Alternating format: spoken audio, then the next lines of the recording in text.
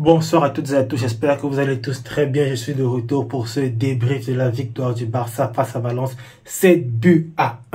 Franchement, on les a exterminés, on les a écrasés. Un Barça dominant du début jusqu'à la fin. Une première mi-temps flamboyante, extraordinaire, avec beaucoup de buts et des buts qui viennent vraiment assez vite dans le match. Donc bravo à l'équipe. Une deuxième mi-temps un peu plus calme, un peu plus terne, et c'est normal, les gars étaient un peu plus en gestion. Donc déjà, j'aimerais commencer par féliciter le protagoniste majeur de cette victoire-ci. Franchement, l'artisan, celui qui a la baguette, celui qui contrôle tout, Monsieur Hansi Flick. Bravo.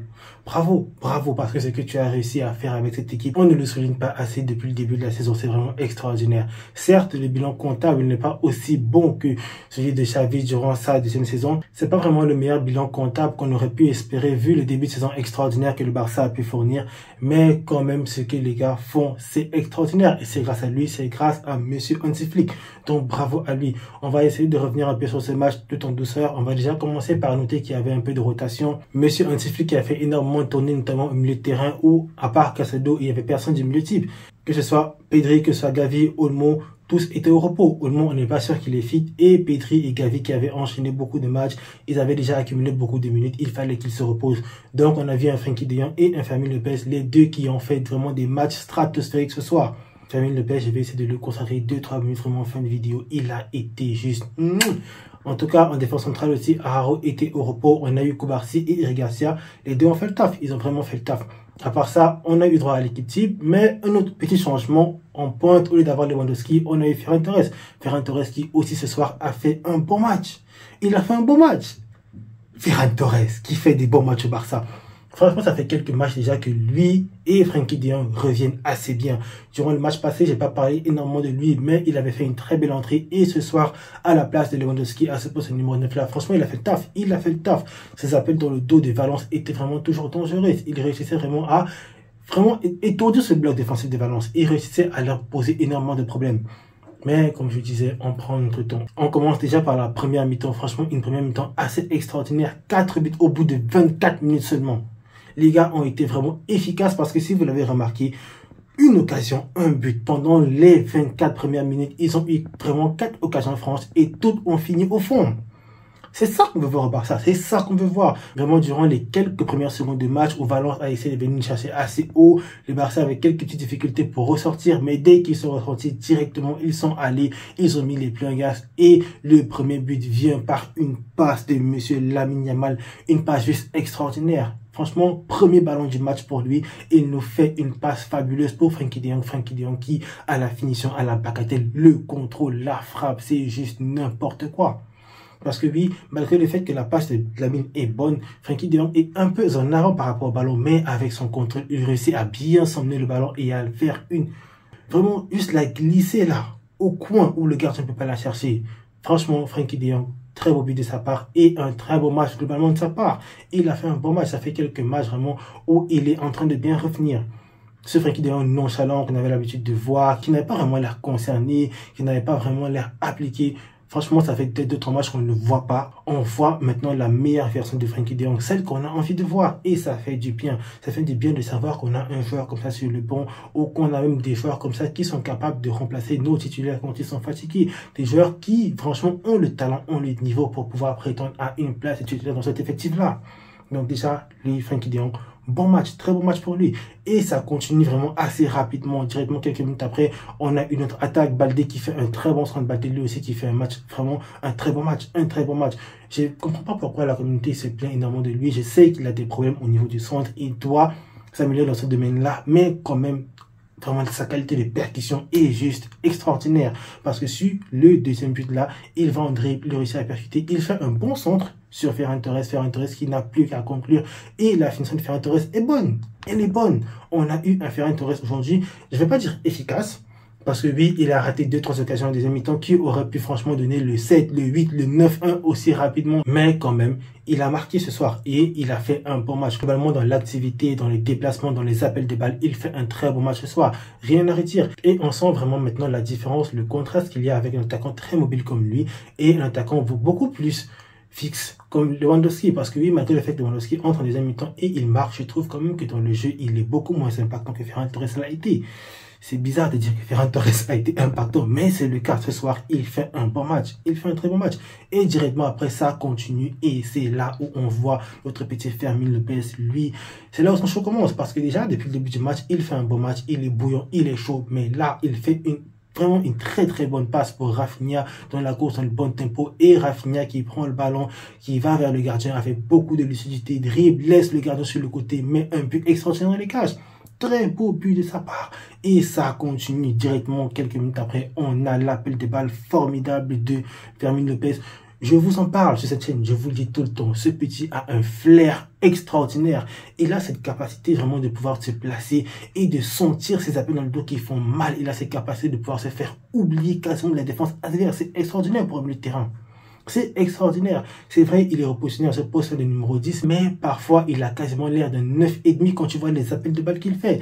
Il fait le bon appel, il reçoit une passe fabuleuse de M. Koubarsi qui, lui, à la relance, est toujours aussi extraordinaire. Il prend le ballon avec un contrôle délicieux et il met le ballon en pleine lucarne. Il déchire les cages. Très beau but de sa part. Franchement, c'est juste incroyable. C'est ça qu'on veut voir en fait. C'est le football qu'on a envie de voir de cette équipe-là. Parce que ce qu'ils ont produit, cette équipe, au bout de 24 minutes, c'est juste extraordinaire. Et vous voyez que quand on plie le match de cette façon assez rapidement, on arrive à aborder le reste de la rencontre de façon plus sereine. Parce que oui, après le 4e but, l'équipe a commencé à baisser en régime, à ne plus mettre autant d'intensité, mais on va dire être un peu plus en gestion, être un peu plus en contrôle. Et enfin, vers la fin de la mi-temps, franchement, un autre but. Déjà, on commence par la passe de M. Lamine Yamal. Lui, déjà, durant ce match-ci, il a fait que traumatiser les gars. C'est pas possible. Mon gars, tu es un jeune de 17 ans. Quand tu fais des petits ponts comme ça à des pères de famille, à des gens qui ont des enfants, qui sont placés dans les gradins, qui les regardent, c'est pour faire quoi? On peut pas être aussi méchant, être aussi insolent à son âge.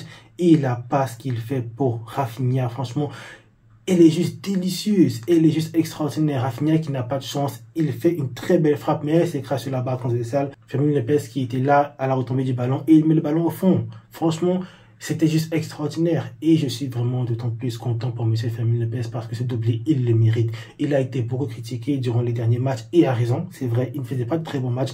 On sentait qu'il avait vraiment perdu cette confiance qui lui permettait d'être clinique sur le terrain comme on a eu à le voir durant le début de la saison. Mais ce soir, il revient en force. Il met un doublé, ça va l'aider pour la confiance parce que oui, ce petit est extraordinaire. Aujourd'hui, il finit avec 2 buts et 2 passes décisives. C'est lui l'MVP, c'est lui le mec décisif de ce match-ci.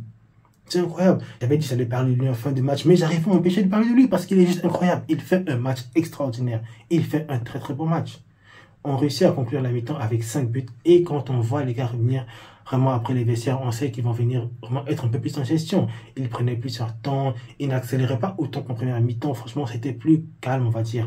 Il y avait eu quelques petites occasions pour Valence, surtout en ce début de mi-temps-là, mais qui n'a pas abouti à grand-chose. Valence, il réussit quand même à mettre les 5-1. Bon, c'est arrivé. C'était pas les buts les plus incroyables. Je pense qu'on aurait pu mieux faire défensivement sur le coup là, mais quand même, ça va quoi. Parce que on était quand même en confiance, on était en contrôle. Et quelques minutes après, on a l'entrée de M. Lewandowski et il marque le 6-1.